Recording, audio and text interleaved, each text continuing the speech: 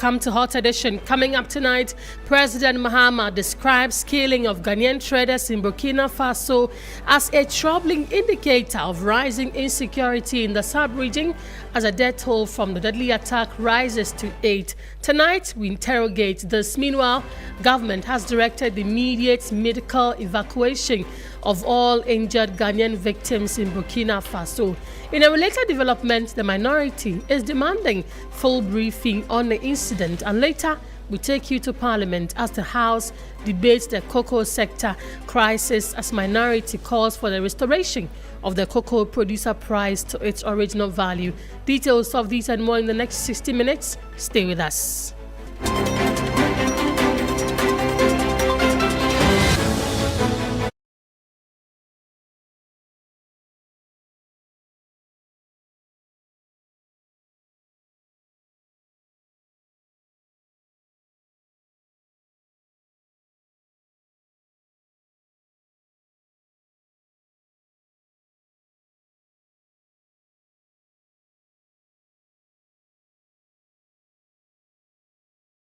Begin the bulletin from here. My name is Grace Hammoah Agyemang. President Mahama has expressed deep regret over the killing of Ghanaian tomato traders in northern Burkina Faso. 7 Ghanaian traders were killed in a terrorist attack on Saturday, February 14. Speaking at the Ghana Tree Crop Investment Summit in Accra, President Mahama described the incident as a troubling indicator of rising insecurity in the sub-region. We live in a dangerous sub-region. Recent incident has shown what the threat of instability and insecurity is to our regional integration and trade. As has been the tradition over decades, we trade amongst ourselves, and so agricultural products from Ghana are traded into Burkina Faso, and agricultural products from Burkina Faso, Niger, onions, tomatoes are traded into Ghana.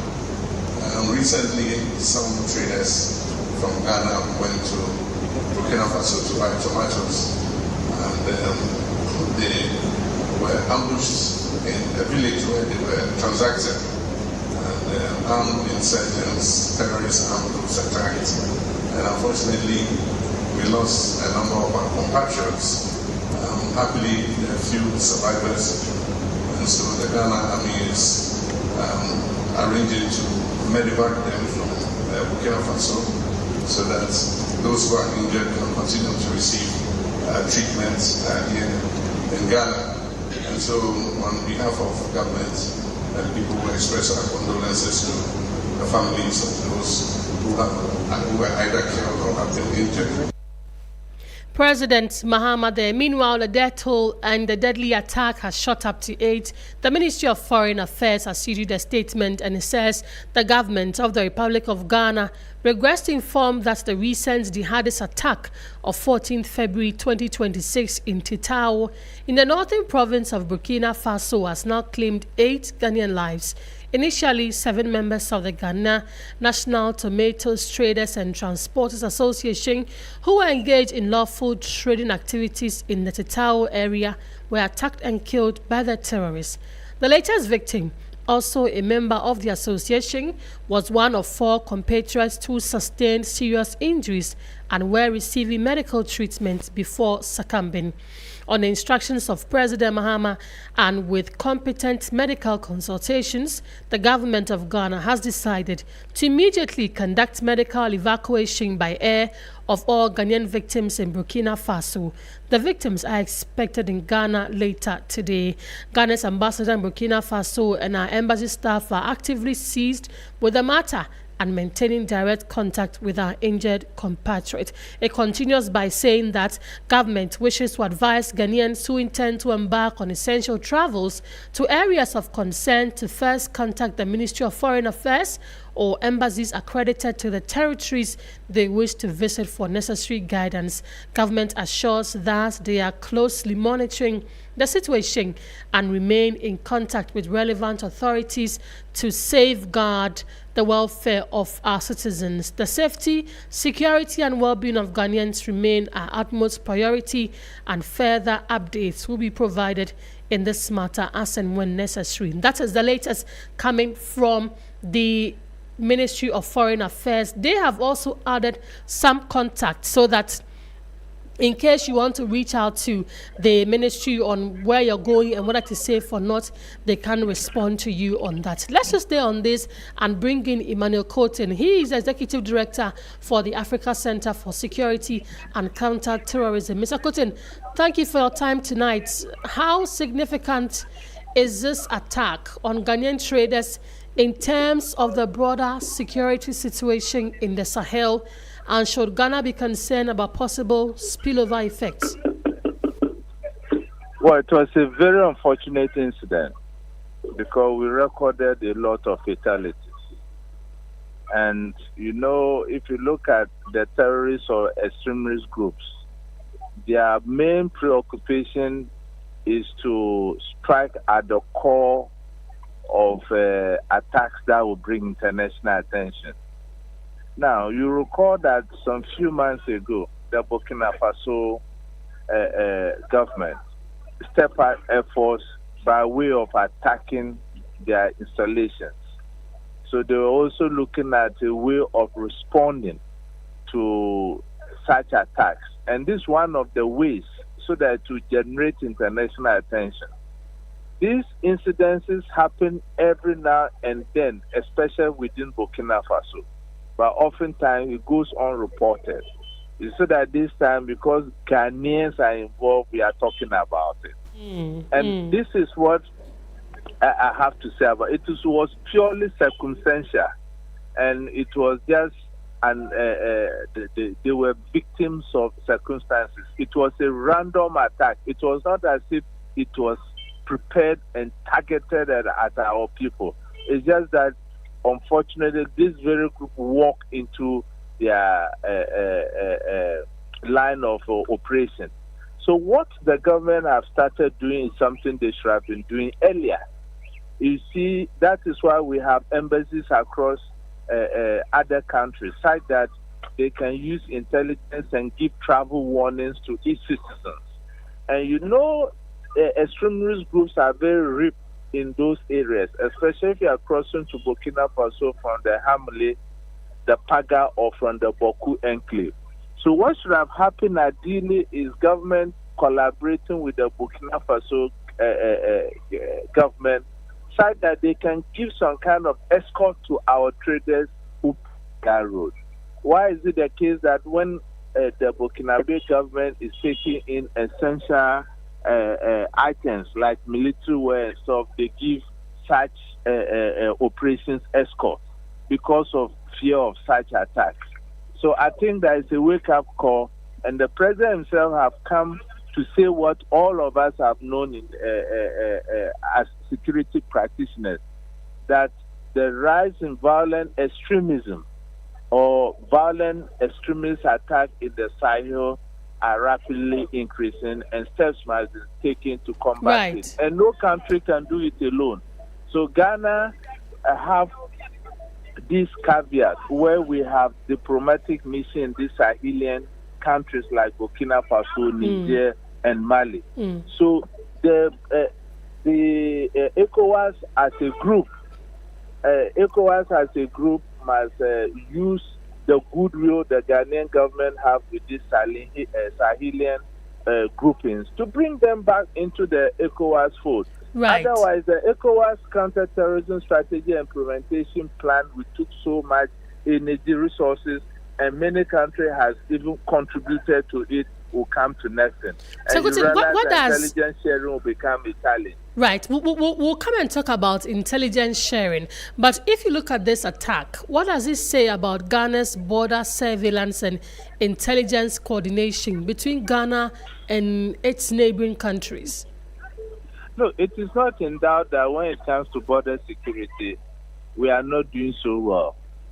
because we have a lot of porous entry points across, and it takes a lot of resources to get those unapproved routes by way of technology being monitored. And you know the economic situation we find ourselves. I always say security is very expensive.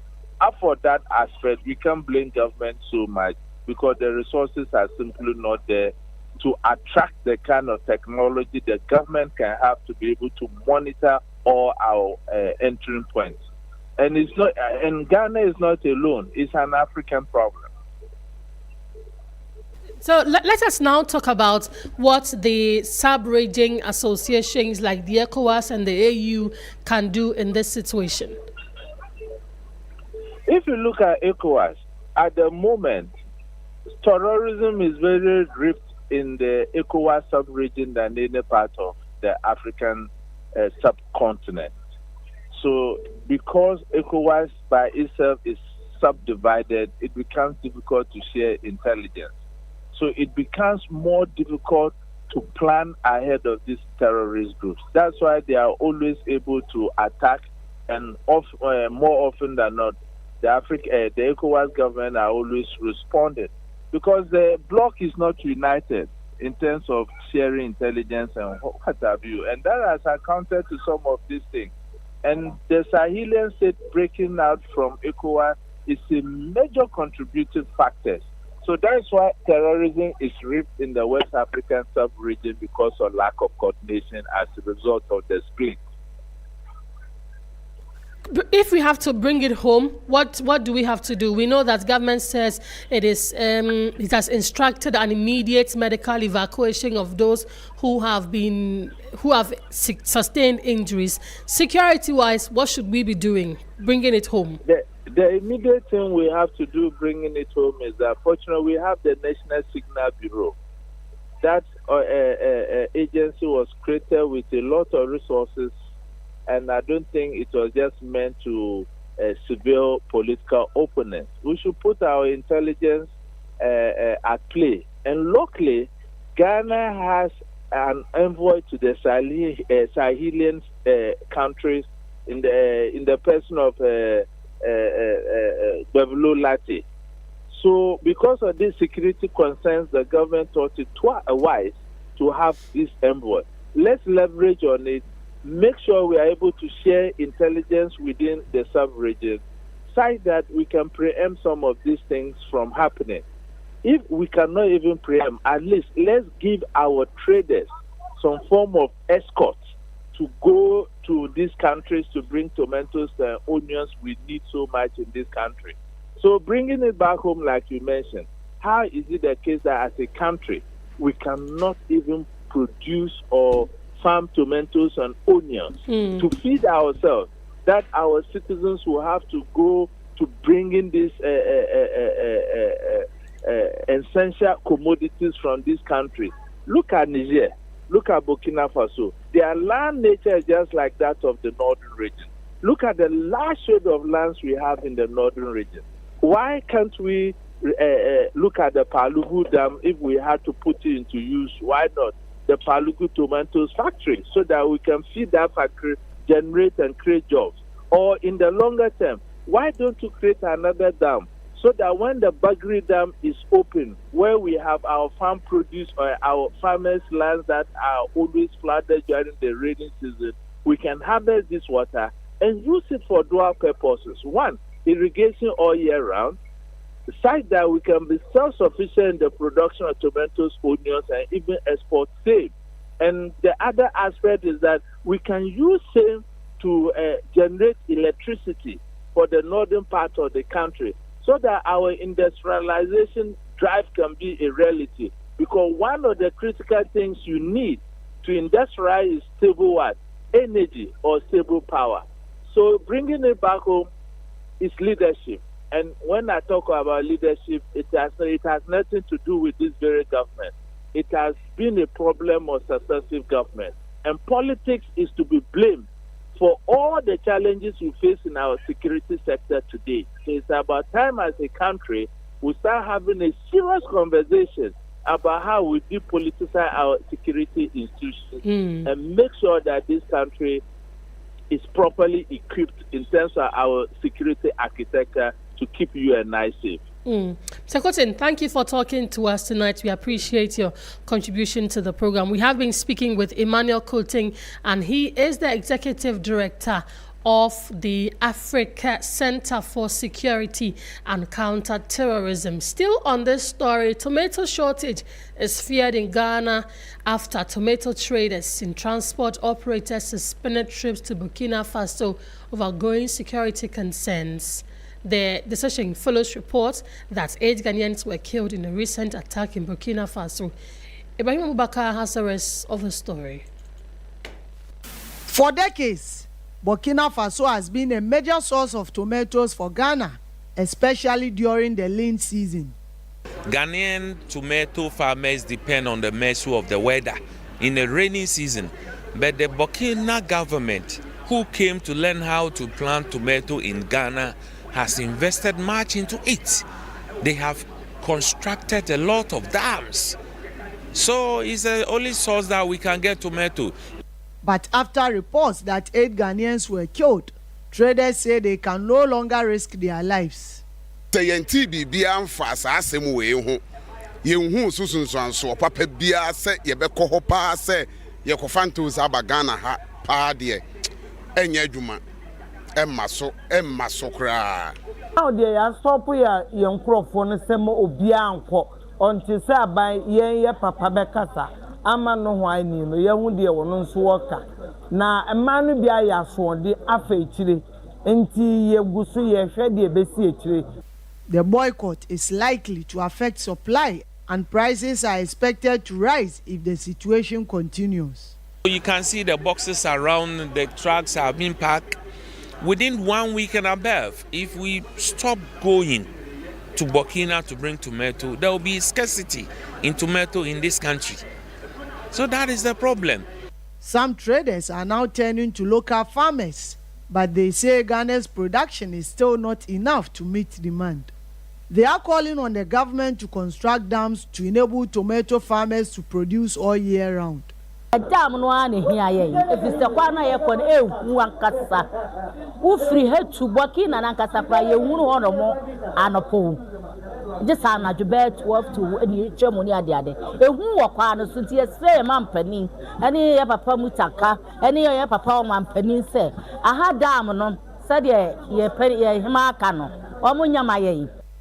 Market leaders are calling on government and security agencies to engage their counterpart in Burkina Faso to restore safety along the trade routes. Even if they are not ready to construct the dam, they should provide security for the transporters when they are entry. They should join with the Touareg, president of the Burkina Faso, to provide security, because we are giving money to Burkinabes and we are bringing the seed or the fruit into the country. For now, the transport of tomatoes from Burkina Faso to Ghana remains halted as fear continues to overshadow cross-border trade. Traders and transport operators are calling on the government to intervene by strengthening security measures and guaranteeing their safety. You can talk. Ibrahim Abubakar's report there, bringing us the latest on that. Let's stay on this, and the latest on this is that 7 Ghanaian tomato traders who survived the deadly terrorist attack in Burkina Faso have safely arrived in Ghana. The all-female survivors were escorted by Burkinabe security to the Ghanaian border in Paga, where they were received by the Upper East Regional Security Council. 2 others who were critically injured have been airlifted to Accra for further medical attention. Let's quickly connect with our Upper East correspondent, Castro Sanyala, who is ground with the Regional Security Council and joins us with more. Castro, as always, thank you for your time. Confirm to us if the survivors have indeed have arrived on Ghanaian soil. Rightly so, yes. So we are still in Paga in the Kastanakana West District, just close to the border, where earlier on the Ghanaian authorities led by the Upper East Regional Security Council received 7 survivors of the deadly jihadist attack on Ghanaian tomato traders in Burkina Faso. As we speak now, the RESEC is having a closed-door meeting with these 7 survivors. We have the regional minister, the military high command. Also here we have the police and the immigration service. All of them are all in the room as we speak now, and they are holding that very, a closed-door meeting. We understand that this is for the survivors to narrate, to give the RESEC first-hand account or narration of what happened there, because obviously there wasn't anybody there apart from they who survived. And so the RESEC is trying to appreciate the situation there, what they faced there, and then going forward, they know what to do. I'm also told that from here, they will be given places to stay as government or as the RESEC works around the clock to make sure that they are stable and are able to go on or reintegrate into society after that traumatic experience. Right, Kasho, just like you said, I know these survivors might or will be very traumatized. Have you been able to engage any of them? What do they tell you? Yes, I have been able to engage some of them, but off camera. And obviously, like you said, Grace, they are very traumatized. Some of them, as we speak now, still continue to shed tears.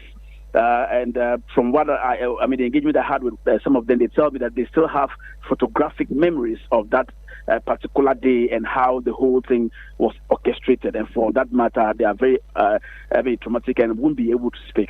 But the good thing they see, or they've told me, is that they are happy that at least some of them have survived to come home to narrate the audio to others, so that we all learn from it as Ghanaian people, and especially traders who plied those routes to engage in their lawful businesses. And the people who are who have come to welcome the delegation, are they family members or they are strictly RESEC members? Yes, great. Let me put on record that, look, just like I said a few minutes ago, we're at the border, and you should see how packed the border was with people who wanted to see, to welcome them. They had colleague traders who also gathered in hundreds, and we had other onlookers who also gathered in hundreds. We had, it's a border community, it's a border town, so the whole place was packed with people who had heard the story, had heard about the incident, and the fact that the survivors were arriving, and they had come there to also witness it. It was a very, touching scene. As we saw people, weeping. Openly. Yes, openly. First of all, to thank God for bringing the remaining survivors home safely, and also crying over the loss of the others who had to be buried there so painfully and were not able to be brought back to home soil where they could be laid to rest peacefully. So the general atmosphere was so bad. It was touching. People were weeping openly, and that atmosphere of sorrow was all over the place at the border, and it was not a place you would want to be, because of the fact that you would easily be moved to tears and all of that. I can imagine the atmosphere there, but do we know what immediate arrangements have been put in place by the RESEC to ensure that the survivors are comfortable? Right, yes, great. So the RESEC, led by the Upper East Regional Minister, Donatus Akamugriatanga, have not minced words as far as putting in measures to ensure that the survivors are comfortable in the meantime, as government and other stakeholders work around the clock to, address very important issues. And so even as we went there to meet the survivors, the Ghana Armed Forces was on standby with counselors and chaplains who were supposed to, or who would speak to the women and try to counsel them and try to be able to support them, have a stable mind as far as the attack is concerned. The armed forces has also made available food and drinks and other things to make sure that the survivors, wherever they will be staying, are very comfortable and wouldn't have to face any challenges whatsoever. There was also an ambulance on standby, fully stocked, to be able to respond to any,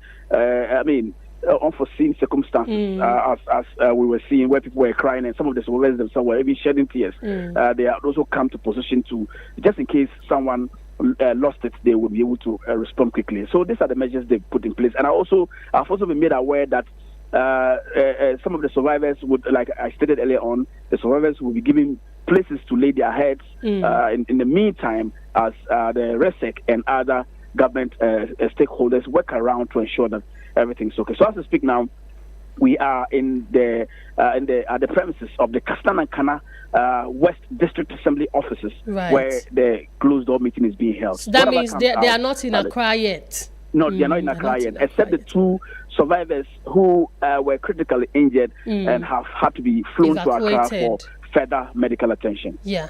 But the rest of the survivors are here with us. Castro, thank you so much for that succinct report and bringing us all those updates. Castro Sanyala, our man, as always, in the Upper East region, bringing us details on that tomato attack and the updates on survivors. But even as government is putting in these measures, the minority says government will have to do more. Let's listen to Intim Fojo, a member of the minority group. We live in a dangerous sub-region. Since 72 hours, we got news of this incident. My expectation is that the Ministry for Defense, the Minister for Defense, or responsible for defense, and the Minister for Foreign Affairs should be able to make a trip to Burkina Faso to be able to ascertain the facts beyond the reports that the Minister for Interior has put out. Our expectation is that they ought to pay a visit, a high-level visit, particularly between the Minister for Defense in Ghana and counterparts in Burkina Faso to ascertain the actual circumstances that led to the killing, and further to that, certain concrete arrangement put in place to ensure the safety of Ghanaians who travel to Burkina Faso. We also, the whole country needs to be apprised on what exactly happened and details of how the government is handling it. 72 hours since the incident, apart from the very brief statement that was put out by the Minister for Interior with additional responsibility for national security, we haven't heard from the Minister for Foreign Affairs, we haven't heard from the Minister for Defense. These 2 ministers are the ministers whose jurisdiction much relates to this incident and ought to be briefing Ghanaians and ought to be engaging the citizens and how the things are unfolding, what happened, and the measures to be put in place to ensure the guarantee the safety of our Ghanaian citizens going forward. So today, this afternoon, the minority is expecting, and this is our urgent expectation, that the joint ministers, Minister responsible for Defense, Minister for Foreign Affairs, and the Minister responsible for National Security should appear in the House as a matter of urgency to brief the House. It is most urgent. He has a deputy. The deputy could have gone to accompany to take over the role in Addis Ababa, for him to, as a matter of urgency, go to Burkina Faso to ascertain the facts. And we have the Minister responsible for Defense, Acting Minister for Defense. Any of these 2 could have, as a matter of urgency, traveled. By now, we're expecting one of them to travel there to ascertain. And that brings us to the concerns we've been raising. There's a major defense leadership failure because we have a lot of intelligence, and within the security architecture of this country, it is for a reason that constitutionally, Minister for Defense substantively is expected to be appointed. For 7 months, we haven't had a substantive Minister for Defense. And so for 7 months, there's an acting minister who at the moment is engaged and deeply engaged in cocoa financing and its challenges and making announcements, slashing cocoa prices. So he will have very little time to fully provide leadership for the Ministry of Defense to coordinate intelligence between the counterparts in Burkina Faso and those who are here, and to be able to fashion out a coordination mechanism that will ensure the safety of traders that are applying their trade there. The report that was put out indicates that this was a fire exchange engagement between the military of Burkina Faso and a terrorist group. And then our traders were caught in the middle. There may be more to it. We need high-level presence in Burkina Faso to even apprise the country firsthand how the bodies are being handled and how the victims are being handled, what repatriation arrangements are being put in place, and then lessons from all those circumstances when they're back will guide in putting in place the broader mechanisms that will ensure that any trader traveling out of Ghana will feel safe. The Ministry of Defense would be able to have risk assessment undertaking. If they haven't done that, they must do so. As ranking on the defense committee, you don't have any proposals? They haven't apprised us as to the risk assessment they've done in Burkina Faso. They haven't submitted any report to us. But if they haven't done so, they must do so.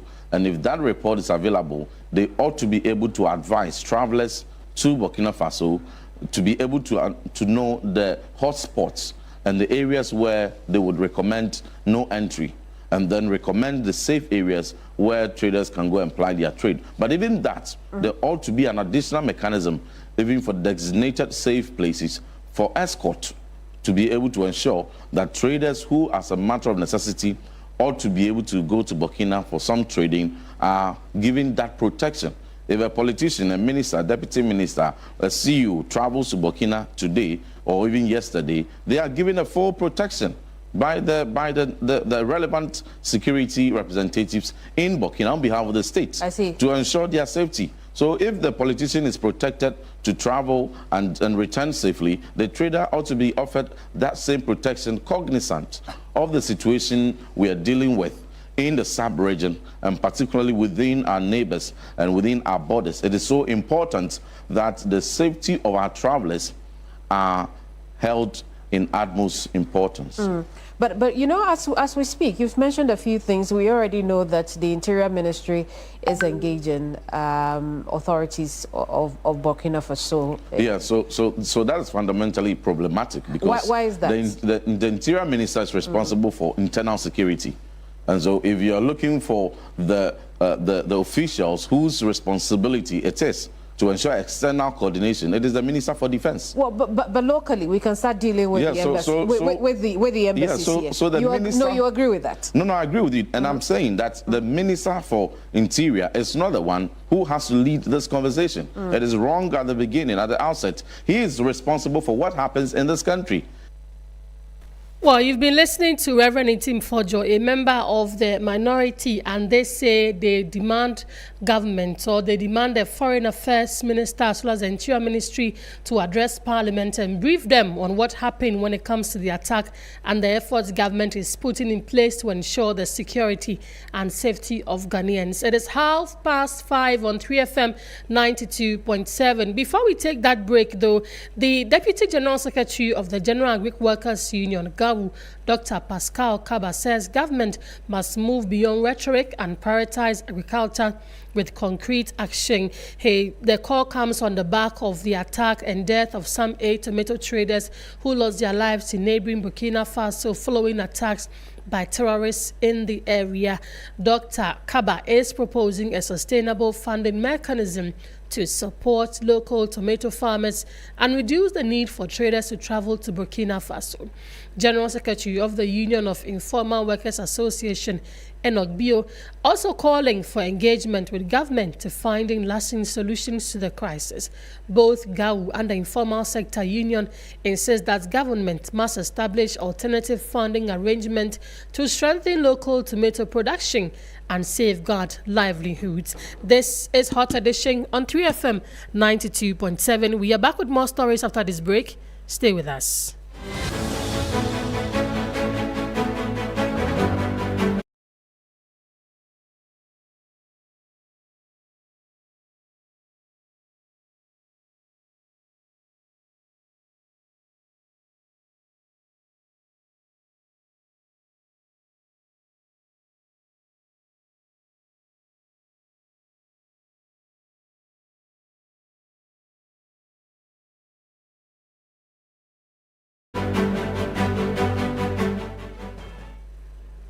Welcome back. This is Hot Edition on 3FM 92.7. Tonight, West Africa's 2 cocoa giants are charting sharply different paths, while Cote d'Ivoire has maintained its farm gate cocoa price at 2,800 CFA per 64 kilogram bag until March 31.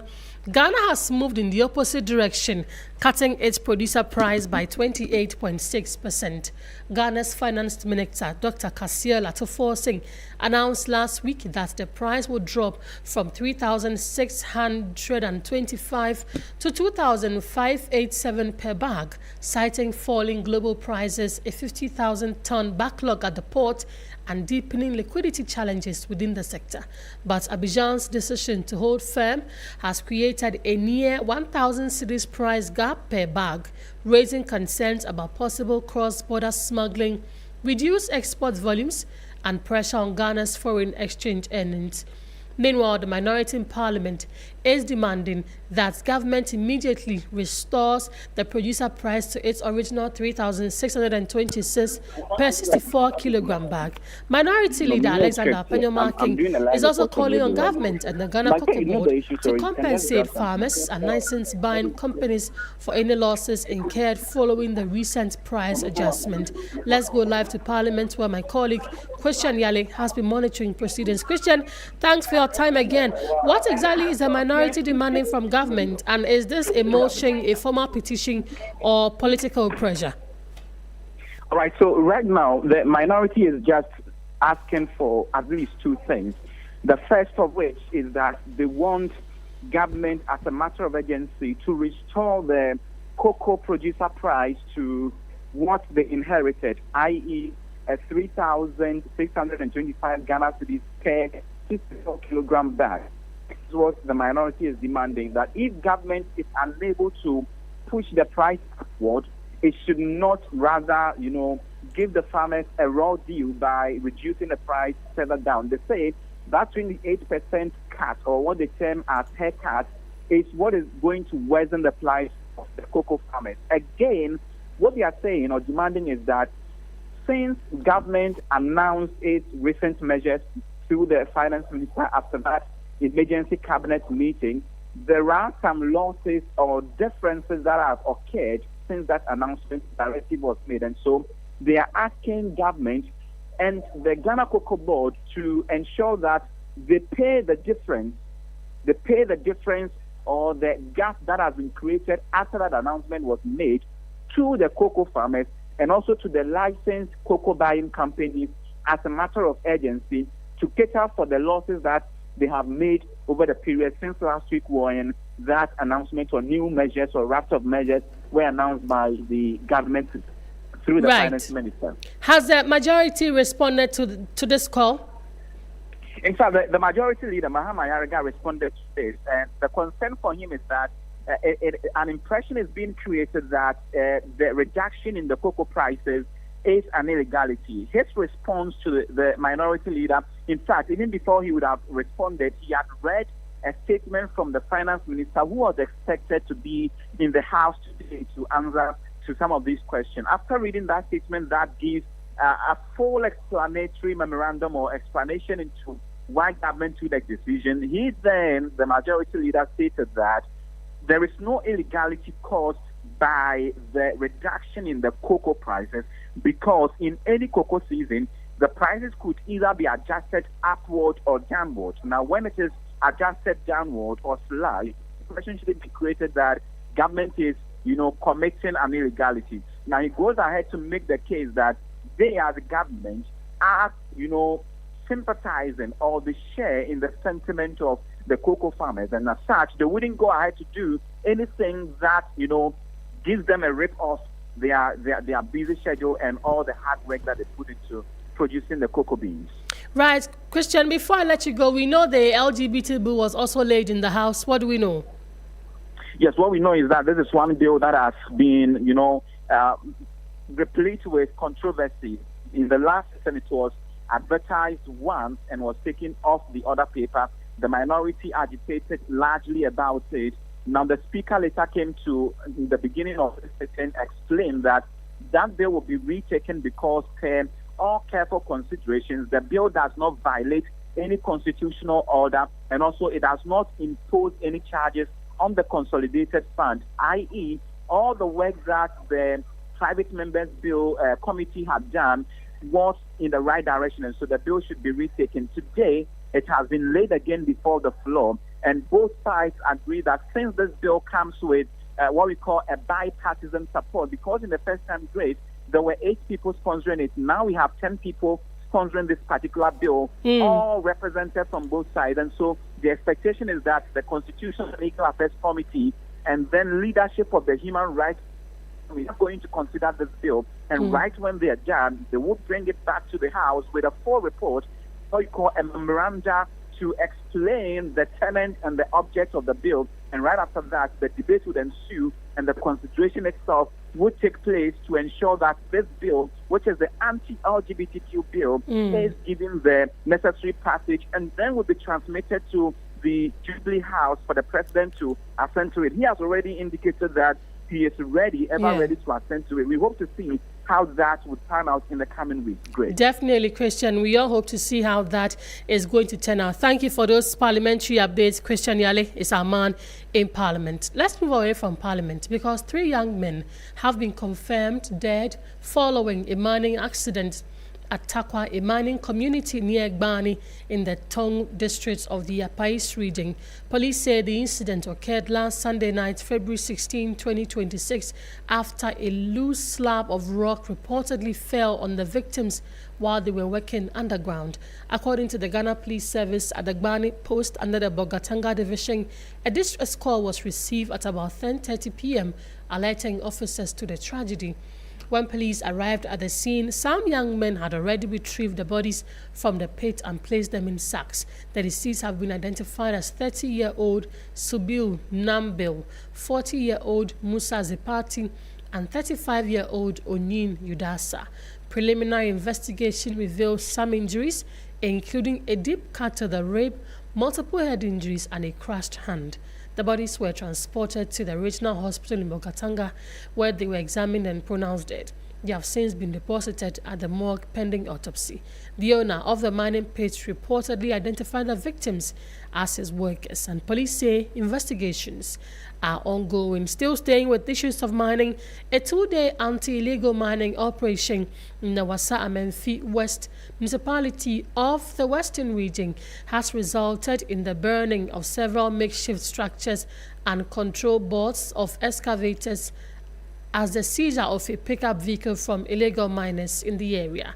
Meanwhile, the Western Regional National Security Liaison Officer, Brigadier General Musa Waja, retired, assures that the Regional Security Task Force against illegal mining will continue to conduct sustained operations on the Tano and Ankobra rivers. Here's Rama Smith's report. Following a series of serious pollution incidents affecting the Tano River and surrounding farmlands, the Western Regional Security Task Force against illegal mining has for the first time extended its anti-illegal mining operations to Wasa Amenfi West. The team, comprising of personnel from the National Security, the Western Naval Command, the 2nd Infantry Battalion, and the Blue Water Guards, conducted both land and riverine operations. During this exercise, it raided 4 communities, namely Sefiekra, Yabebe, Bena, and Atakwesi, where illegal miners operate along the banks of the Tano River and wash their waste directly into the river. The Navy was unable to patrol the Tano River due to its current state. It was observed that the illegal miners have developed a new strategy of removing essential parts of the excavators, including control boards and monitors, as well as demobilizing the machinery, making it impossible for the task force to track the equipment. We discovered that most of the illegal miners were operating along close to the Tano River. And all the activities in terms of washing their soil goes into the Tano River, and therefore causing serious pollution. We managed to seize some excavators, but on hearing of our presence, all of them fled and took most of the control board, and even conducted certain mechanics on the excavators, and therefore it affected seriously how it can be evacuated from the site. Despite this, the team was able to burn makeshift structures along the riverbanks, destroy pumping machines, seize 1 Toyota pickup, and remove 3 control boards of some excavators, which were difficult to track due to the nature of the terrain. The team leader, Brigadier General Musa Waja, retired, stated there will be sustained operations on the river for illegal miners operating along the river banks to cease their activities. So there will be sustained operation to create the necessary awareness for these illegal miners who are operating in the river and along its banks to stop their activities in order to improve the surface of the river. There are a lot of challenges, but it's not something that will hinder our operation. And I can assure the good people of the Western region that the River Tano and River Ankubra will be rescued. Irama Smith, Western Region. Irama Smith's report there. Let's go to the court. State prosecutors in the corruption case of former National Service Authority Director Osei Sibentri have notified the court that they will amend the charge sheets of the accused person.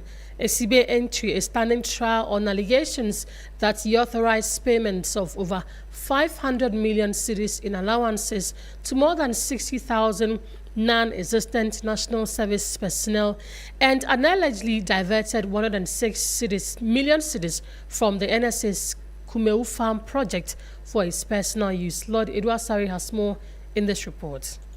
Osei Asibe Entry has pleaded not guilty to 14 counts of offenses including causing financial loss, stealing, and money laundering.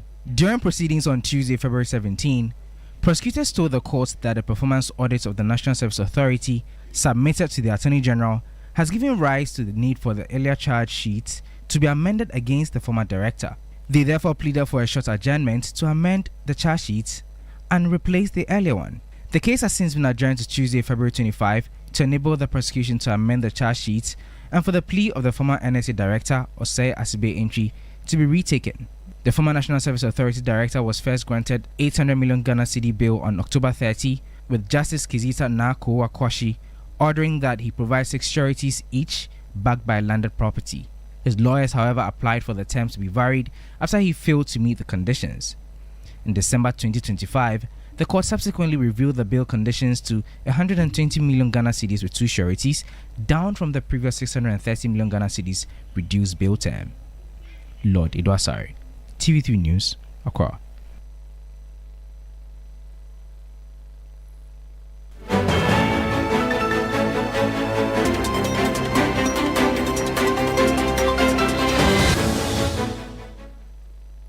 This is Hot Edition on 3FM 92.7. Now, Ghana's poultry sector is undergoing revitalization as the German North District Assembly distributes 9,500 birds to 245 residents through the government in Kokon Kitinkiti project. This initiative comes at a time when the country poultry meat imports reached $373 million, making it one of the top 3 imports with projections of 270,000 metric tons for the year. Here's a report by Lord Claude Ekumi.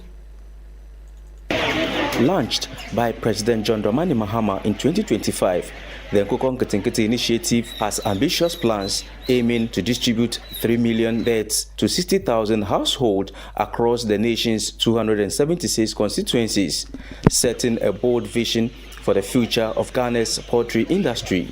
During the distribution of the birds to beneficiaries, George Adani, the chief executive of the German North District, emphasized his commitment to ensuring the success of the program. He urged beneficiaries to responsibly care for the birds to protect the integrity of this flagship government initiative. You can see from the background how they are happy and how they are distributing the things for them. I'm very, very, very, very happy. Thanks to John Mahama. We received 10,000 birds, and unfortunately, some did not survive. My message is to keep them and protect them, do everything that is possible for them to survive. Because if this exercise fails, meaning and this we failed. So we are particularly about that we've set out all the agric extension officers to go around from here to educate them on how it should be reared. Member of Parliament for the area, Grace Hammoah, emphasized that the Nkoko Nketenkete program presents a vital opportunity for residents to improve their livelihoods while contributing positively to the region's agriculture landscape. I believe this is the time for us to produce these things locally. And if we are able to produce these things locally, there wouldn't be any pressure on our city, and the city will continue to be stronger. And once the city is stronger, we know the effect on the economy. Prices of things will stabilize them more and even reduce. And the rippling effect will be a comfortable life for all Ghanaians. So looking at this initiative, President didn't just say it by word of mouth. He has said it and has implemented it. This is the beginning. Look at how people are patronizing the bets. This shows that they have embraced the policy wholeheartedly. Beneficiaries expressed their excitement and gratitude to the government for this initiative, highlighting the potential it holds for their future. Getting this best will give me another opportunity to have an access to another extra work to my job, because I'm going to learn a lot of, or I'm going to have more experience about how to rear the best, and through that I think I can have another job to what I'm doing. By reducing the annual import bill of $300 million, enhancing food sovereignty and creating employment opportunities, the Nkoko Nketenkete project represents a significant step towards self-sufficiency in poultry production, as well as a game changer for many households. Claude Kumis reports that this is Hot Edition on 3FM 92.7. Business comes up shortly.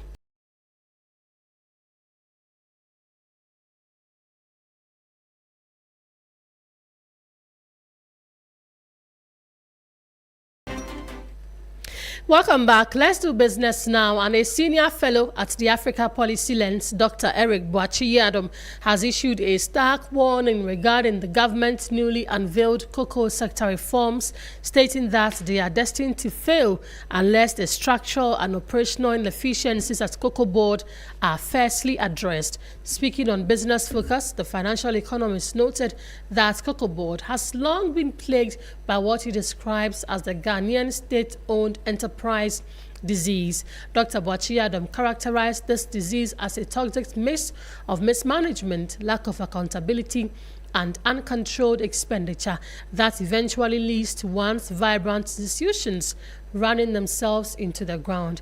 He noted the situation goes beyond salary cuts.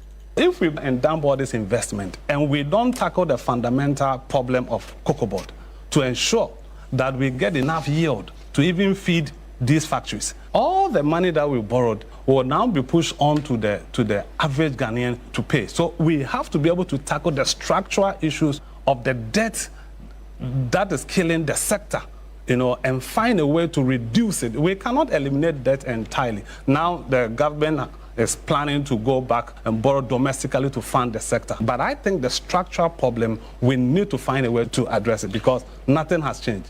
Then secondly, there are operational inefficiencies that we need to be able to look at. All the challenges that cocoa farmers are facing today, we can attribute some percentage to structure, but we can't take operational out. That the fact that the people that are supposed to take decision so that the farmer will be protected, because that's one of the mandates of Cocoa Board, the farmer will be protected, did not take prudent decision enough. Dr. Boakye-Adom is a financial analyst. To other stories, Ghana's Security and Exchange Commission, SEC, has issued a public warning against an online investment scheme operating under the name Mechanism Marketing Limited, saying the company is not licensed to operate in the country's capital market. SEC says Mechanism Marketing Limited, also known as Mechanism, is neither licensed nor authorized to conduct investment business in Ghana. That's more in this 3 Business Desk reports. The regulator, Securities and Exchange Commission, said any investment activity undertaken by the company is illegal under Ghanaian law. According to the Commission, the scheme is being promoted on social media and other online platforms where members of the public are being encouraged to invest. Potential investors are reportedly promised fixed daily returns for completing tasks described as Job 1 through to Job 10. Securities and Exchange Commission says the returns being advertised are unrealistic and unsustainable, and that the structure of the operation bears the hallmark of a fraudulent scheme designed to attract unsuspecting individuals. The Commission also stressed that running an investment operation without a valid license reaches both the Securities Industry Act of 2026 and the Companies Act of 2019.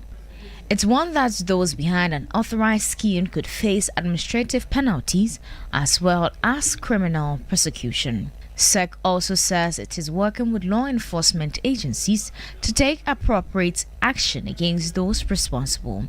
It is urging the public to carry out due diligence before investing and to verify the licensing status of any investment company through its official channels, including website, email, and toll-free helpline.